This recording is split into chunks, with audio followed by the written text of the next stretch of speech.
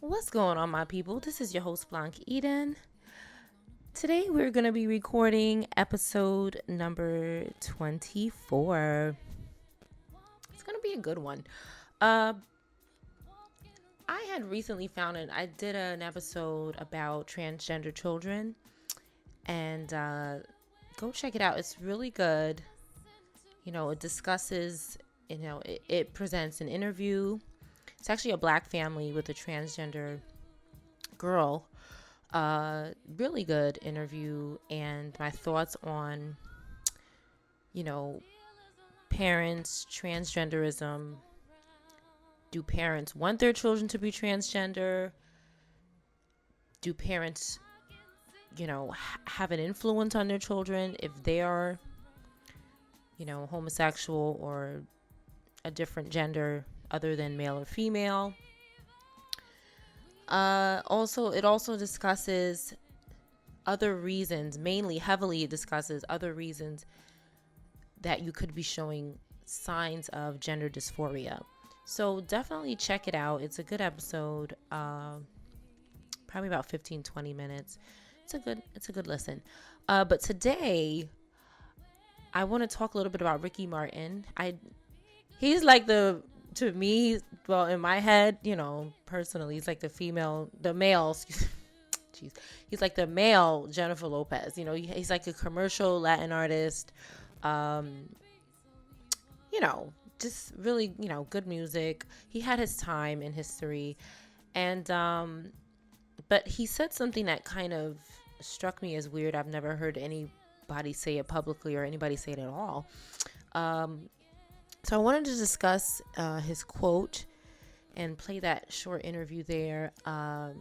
Also, him and his husband are expecting a fourth child, which I did not know. They announced that last month. So I wanted to talk a little bit about that.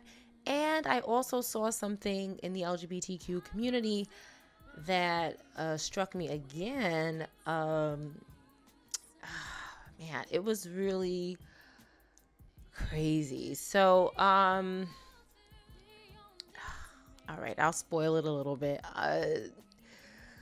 Basically, there's this recent thing in the past 4 or 5 years. There's been this recent thing called dqsh, which stands for Drag Queen Story Hour. And most people have probably heard of it. It's exactly what it's called. It's drag queens reading stories to preschoolers. They got to be the age in between the ages of 3 and 7, somewhere around that. And they're reading them books. They're fully dressed in drag, and they're reading them books in the library, public library. Parents are there, full throttle. So let's get into it. Starting with Ricky Martin's fourth child with his husband. I think I'm saying this right. Juan Joseph. Let me know if I'm saying that right. I want to know. They're expecting their fourth child. The 47-year-old singer and his husband already have twin sons, Valentino and Mateo, 11, and daughter Lucia, who's 9 months. Together, and Ricky announced at the 23rd Annual Human Rights Campaign National Dinner in Washington, D.C. on Saturday, September 28th, that they are expecting a fourth child via surrogate. He said, "My family's here. Juan, I don't see you, but my husband, Juan. I love you. My twins, my beautiful twins, Valentino and Mateo, they're also here. I love you with all my heart. You're my strength. You inspire me every day. You motivate me to keep doing what I'm doing, and you guys are amazing kids. You guys are amazing. I love you. Lucia, my baby girl, who is not here with us, she stayed at home with grandma, but she's also the light of my life. And by the way, I have to announce that we are pregnant. We are waiting. All right. I love big families." So, Ricky Martin announced his fourth child is on the way via surrogate. We don't know the sex yet, of course. I think it's way too early. But he made this announcement while he was accepting the HRC National Visibility Award for his advocacy of LGBTQ rights and his philanthropy. So last year, Ricky revealed that he wished he didn't waste so much time in the closet before coming out publicly as gay. The star announced his sexuality in March 2010 in an emotional post on his official website, ending years of speculation about his sexuality. I want to say yes, from my memory, he was married to a woman. I just read it a few minutes ago. He was either married or they were, I want to say they were married. But there was a lot of speculation on his sexuality, so he came out the closet, right? Good for him. I respect that.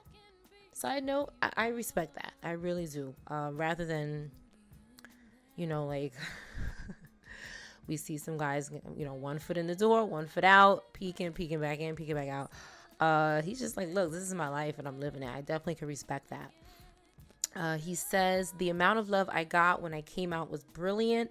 The thing is if I had spent 1/3 of the time that I spent manipulating my sexuality in front of the piano instead, I would be a concert pianist by now. It's not fair, and I hope no one has to go through that again. So he obviously feels very emotional about, holding it in. And there were obviously reasons why maybe he couldn't say anything, or, whether it was to keep his female fan base. Like, again, a lot of male, I said this before in other episodes, a lot of males need to keep their female fan base. They're very attractive. They know that women like them. They know that women may be like, he's a little feminine, but he's still hot. I like his music. I'm going to buy his concert tickets and his album. So this is business. And maybe, it was just coming time for that. And he figured, you know what? I don't care anymore. I'm going to have a family and live the rest of my life doing other things. So good for him. He says, recalling the situation he found himself in, quote, I had come out to my friends and family, but everyone was like, don't do it in public because that will be the end of your career. You live with that fear. You've worked so hard to get where you have, but can't be yourself. And then I came out and it was amazing. A lot of people say, well, if you had come out back then, maybe it would have ruined your career, but I don't think so, he says. What another thing I'm going to jump into is this interview he did. Let me go ahead and check my dates here. It was last year. It was about a year ago. And so Ricky Martin was being interviewed on ABC's Popcorn with Peter Travers. And it was a quick interview, nothing too long and dragged out. I'm going to play it in a minute. But he mentioned a few things that struck me. And again, it made me think about, the other episode I did with the little girl, Penelope. And, do parents, secretly, maybe some parents want their children to be girls or boys, or they, and have some heavy influence, if they see their son or daughter is, kids can be manipulated very easily. And that's really unfortunate when they're around people who have intentions for them and the child doesn't even know it. And the adult is doing things to kind of persuade that child, and the child doesn't even know what the heck's going on. And before you know it, the child is doing things that are different, and the parent's like, well, my child is different, and, and kind of playing dumb. So I don't, I'm not speculating and saying people are doing that, but hey, people can do that. I'll leave it at that. He said that he wishes, his exact quote was, I don't know, my kids are too young, but I wish they were gay. It is a very special thing. And he didn't go into detail. He kind of just left it at that. He also says, I wish I could come out again because it just felt amazing. And then after that, people coming to me and saying, thank you so much for coming out. Because of you, I understand my father better. I understand my sister better. So it's an important thing to do. Let me play the interview. Here we go. It's a great message. And when you did come out on social media, there's something about you on stage, in person, that radiates a kind of positivity to me. Well, even when the words that you used was, I'm proud to say I am a fortunate homosexual man. Yes, of course. Fortunate, yes. Imagine what that word means to people that are still hiding. Yeah. Listen, let's put it this way. I don't know, my kids are too young, but I wish they were gay. Because it is a very special thing. It's a sensitivity. It's the way I see things now, that I don't have to hide in any way, shape, or form. Man, I see colors, and then you see the rainbow. I understand why the symbol is the rainbow, because it's just real. Everything's tangible. It makes me a stronger person. I always say this. I wish I could come out again, because no, we already know. Okay, so, from the horse's mouth, I always like to, it's better when we see people say things. Honestly, I don't think he meant it in a malicious way. I don't know. I will keep emphasizing that homosexuality and gay is the same definition. I go off of facts. I don't go off of feelings and what people are feeling and trying to change gay into, people say gay is a lifestyle. It's not a lifestyle. It's actually your sexuality. And I think people like to redefine things because it makes them feel better. It gives them an image to live by. Oh, I'm gay, but gay is your sexuality. Homosexual, look it up for yourself. I don't have to make these things up. I post it every time I talk about this, and I'll keep posting it so people can see. Homosexuality and gay just has one sentence. It's clearly to just be attracted to the same sex. It's your sexuality. So, I do agree that, it's become a lifestyle. I think it's become a lifestyle. It's become something because people have made it into that. But very simply, it's just a sexual preference. When you really narrow it down, it's just, I prefer to be with the same sex than to be with the opposite sex. It's really very simple when you look at it, when you just look at it for what it is. But I think that it gets carried out into this festival of things.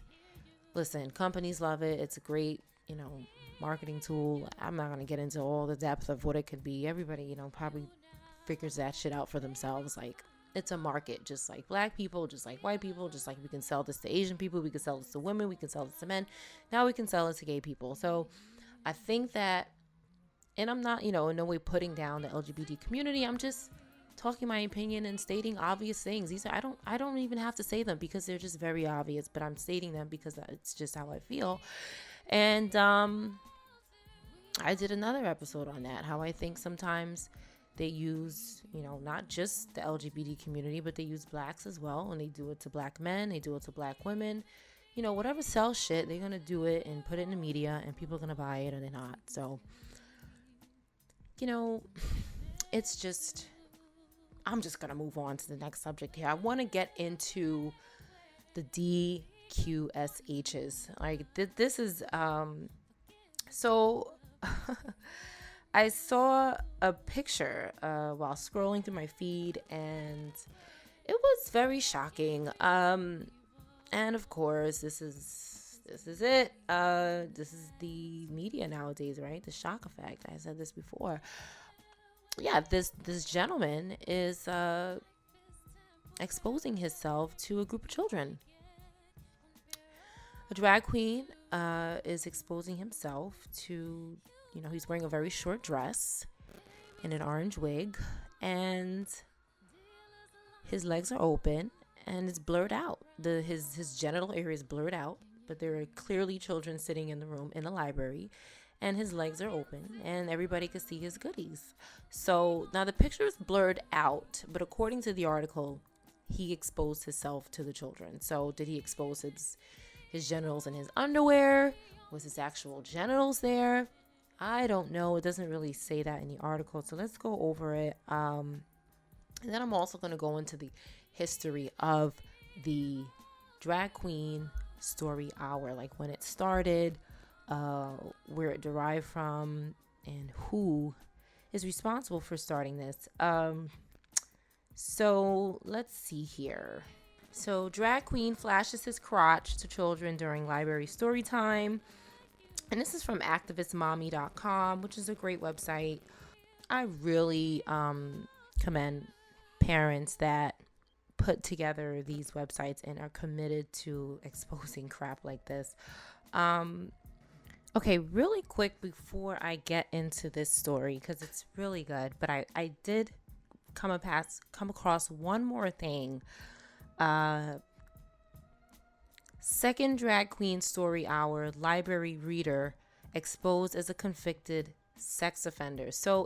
And my main reason for speaking of this again is not to offend the LGBT community, but to kind of give parents a heads up, because it doesn't seem like people know this.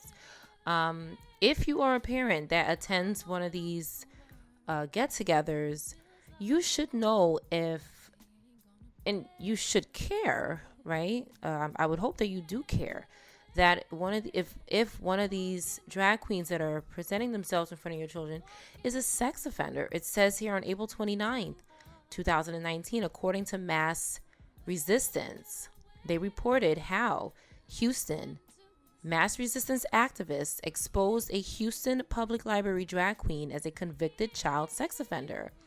Now, it turns out that a second Houston Public Library drag queen was convicted of multiple sexual assaults against young children, according to records uncovered by Houston mass resistance activists. The man has also written a lurid article describing his work as a transgender prostitute, and he was photographed as a drag queen story hour dqsh event carrying a rubber chicken, a symbol used by homosexuals to indicate a sexual preference for young boys. Says here, this man is a part of the local drag queen group brought in to do the story hour events. We now know that local group is part of a bigoted national anti-Catholic drag queen organization. It's becoming clear that the outrages we're exposing are not an anomaly, but more likely the norm, not only in Houston, but probably around the country. The Houston man identified by mass resistance activists is a William Travis Dees. He is a member of the Space City Sisters drag queen group. The Houston Public Library thought it appropriate to invite these unbalanced men to lead drag queen story hour readings to little children. That is a quote from the article here at LifeSite News from Houston Mass Resistance. As part of these DQSH events, Dees has served as a greeter for young children as they came into the library, among other roles. According to criminal records uncovered by Houston mass resistance activists, Dees was convicted in 2004 of sex crimes against 4 young children, ages 4, 5, 6, and 8. He was jailed and is listed as a high-risk sex offender. Mass resistance activists have also identified numerous aliases which Dees uses for his various characters and personas. Since Dees was 16 years old at the time of his conviction, his record is sealed and not posted on government sites. However, it is available from other sex offender record sources. So, I just want people to be aware, and in no way am I saying that every drag queen that does this is a pervert or a sex offender or wants to harm children. I'm not saying that. I'm just saying that there are people who will try to be around children, just like they try to work in the school system, they try to work in a ballet school, they'll try to work in anywhere they could if they can, just to be around children because there's something wrong, right? There's something wrong, right? So they do what they can to be around children, and this is just one way to easily access children. To maybe, you don't know if they try to take your child or they just get a rise from just touching their hand or some other sick shit. So it's like, I just really hate talking about stuff like this. So I'm going to move on to the story. So says here, it continues to be a deeply disturbing mystery that parents continue to willingly march their children down to the local library for the purposes of having a grown man dressed in the misogynist equivalent of blackface to read a story and perform for them. This is a quote from the website. This is not my words. Not only are drag queen storytime events absurd, immoral, and highly inappropriate for children at face value, they have been repeatedly proven to be dangerous venues for predators to sexually groom young children all while library staff and parents lovingly affirmed the whole thing in the name of tolerance. Even after such events have turned out to feature convicted sex offenders and performers who allow children to lay on top of them, it seems no scandal is too disgusting to keep parents from bringing their children to these disgusting events. Perhaps this one will, according to a Facebook post from the Child Protection League, or CPL, a pair of drag queens using the stage names Sasha Sosa and Gemini Valentine was invited to indoctrinate children's story hours and branches of the Hennepin County Library in Hennepin County, Minnesota earlier this month. In the post, CPL attached a damning yet mercifully blurred photo in which Sosa apparently flashes his crotch to a room full of preschoolers at the Ridgedale Hennepin County Library on October 17th. Okay, so there you go. It continues to say here on activistmommy.com, how on earth can any parent sit through such a thing without scooping up their child and fleeing from the scene, to say nothing of alerting authorities? If this man had flashed a child in a grocery store, he'd be in handcuffs. But because this took place in an educational environment, it is somehow acceptable to these sick people. Quote from activistmommy.com.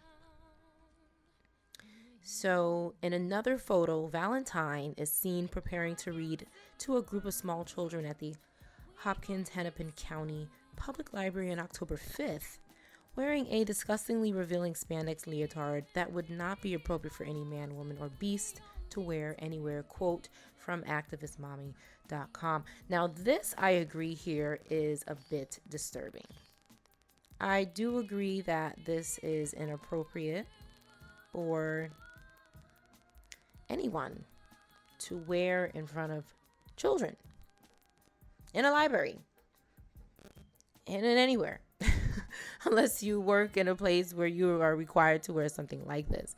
So I do agree with this is a private blog that is speaking like this. I don't agree with everything they're saying necessarily. Some of the name calling I don't think is necessary, but that's how they feel, right? They feel very strongly about this. That's how they keep these things going and, share these stories. But I do agree that this outfit is extremely inappropriate. I do not think children need to see anybody dressed like this. I do not think that, I understand, and that's going to lead me into the history of why Drag Queen Story Hour started. It started with a parent getting tired of the heterosexual content that was at all of her children's, get-togethers, meetings, park events, or whatever, she was going to with her kids. She was tired of seeing all this heterosexual stuff. That is what it said. Yeah, so I'm going to get into that in a minute. So, I understand wanting more lesbian and gay and queer content so you don't feel left out. It brings me back to, is this about parents or is this about children? Because children are not queer, lesbian, or gay, right? Like, they're children. So they're still learning and still figuring themselves out. It's the parents who have made a decision that they are queer, lesbian, or gay, or etc. So you're upset about seeing heterosexual content, but this is for children. This is not for you. But if you're referring to children who are transgender and identifying as the opposite sex, yeah, I can understand why you would need to see different gender content when you go out to different children events. It's a very sticky situation, but I think a lot of this comes from adults, not from children, is basically what I'm saying. A lot of this influence comes from adults who are different genders. But this outfit has got to go. I don't see why anybody dressed like this has to read stories to children. My name is John Paul Kane. I am a school teacher, currently teaching kindergarten. Oh, I'm also a drag performer. Named Facelift. So Drag Queen Storytime, it's just a wonderful time for me to be able to bring my love of working with kids with my performance. I've always been very sort of creative and dramatic. I don't know, there's just something that's kind of magical in the transformation. I know I'm still me. Ultimately, my kids, they influence a lot of the style of how Faye has evolved over the last 10 years. The music that I choose, the sort of brightness to the colors of the costumes I wear. So if anything, the kids have inspired her more than I would say anything else. When you think about it, really, bringing drag performers together with little kids is kind of a perfect relationship. And it's kind of like drag performers are clowns, right? Like they really sort of, they play things up, they're over the top, they're like a cartoon come to life.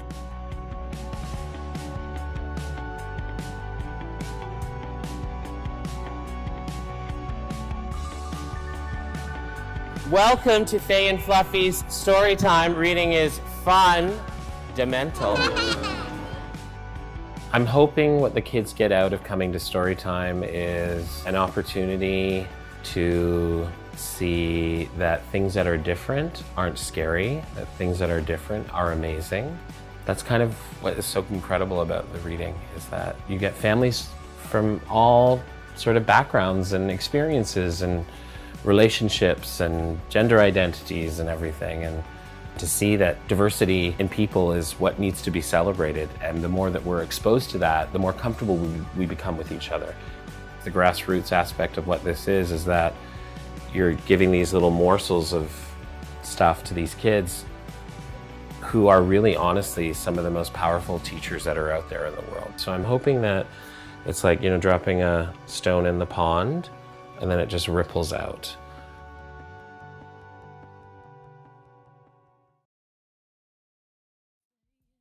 I don't see why you need to be dressed up in any kind of costumes to be, you could still be a different gender and be dressed appropriate in front of children.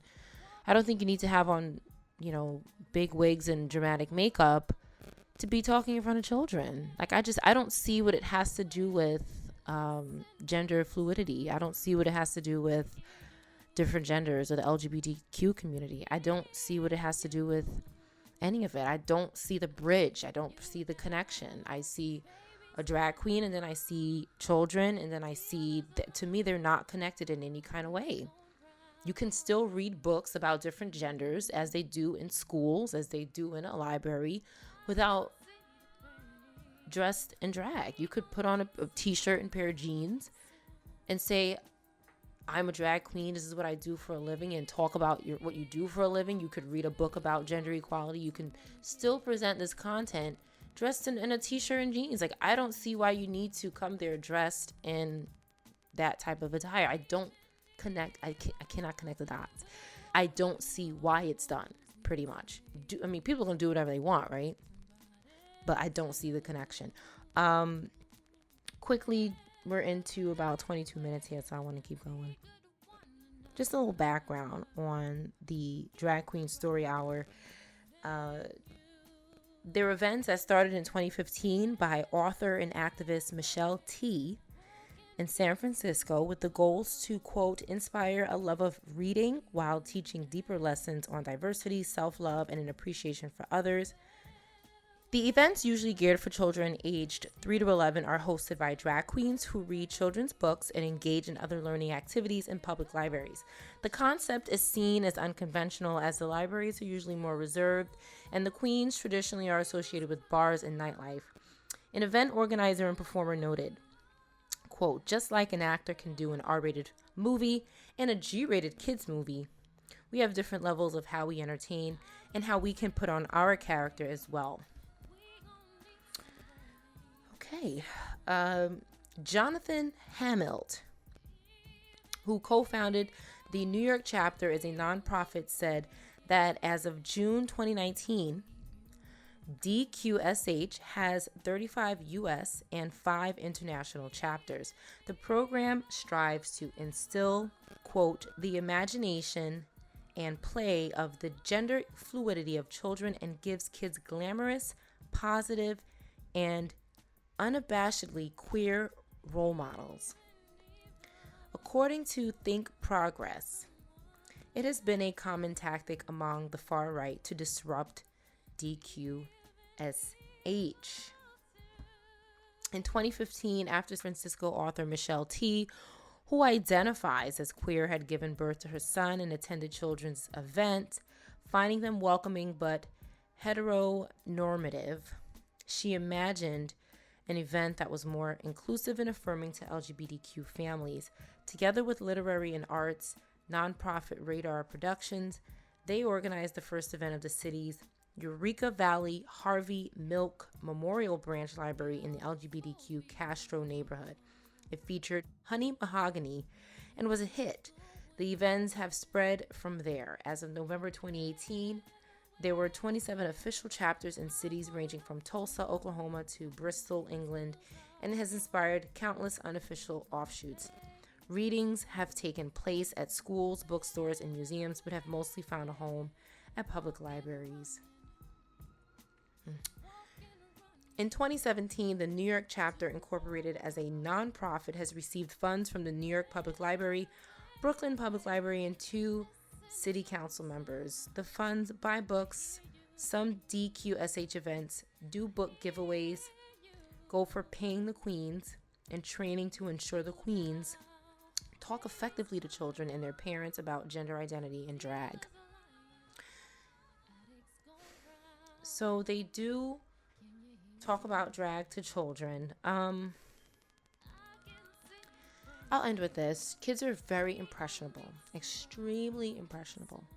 They will mimic you within seconds of being around you. If they like you and they like your presence and how you speak, they will mimic you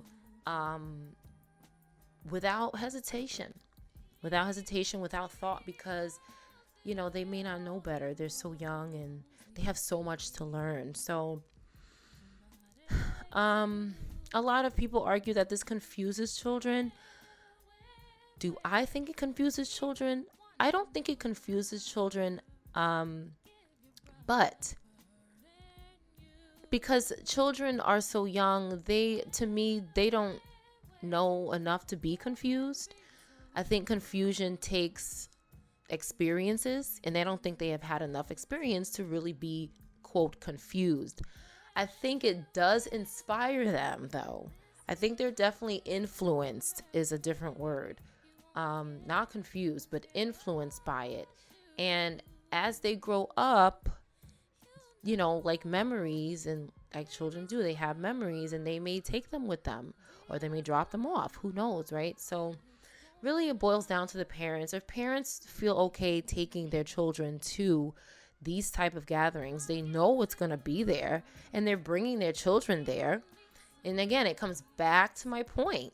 Parents are the decision makers. Kids more than likely want to do what their parents do. They want to be grown. They want to, they look up to their parents. So if their parents say, oh, this is being like this is cool, what do you think they're going to do? They're going to more than likely listen to their parents. Because that's what kids are supposed to do. They're supposed to listen to their parents. So if their parents are taking them to these things, you have to ask yourself, is it the parents? Do the kids just wake up and say, Mom, I want to go to the public library to hear the drag queens talk? Maybe some of them are. Or maybe the parents are. I don't know. This is something I probably have to do a second podcast. I'm on 29 minutes with my interview and everything. I'm sure I'm going to be a little over 30 minutes. So I'll talk about this on another episode. Have a good night. And go ahead and leave a comment. Let me know what you think. Again, if your comment is rude and nasty, it'll be deleted. So don't even waste your time. I understand this is a touchy subject, but we can be respectful on the YouTube platform. Have a good night and thank you for listening.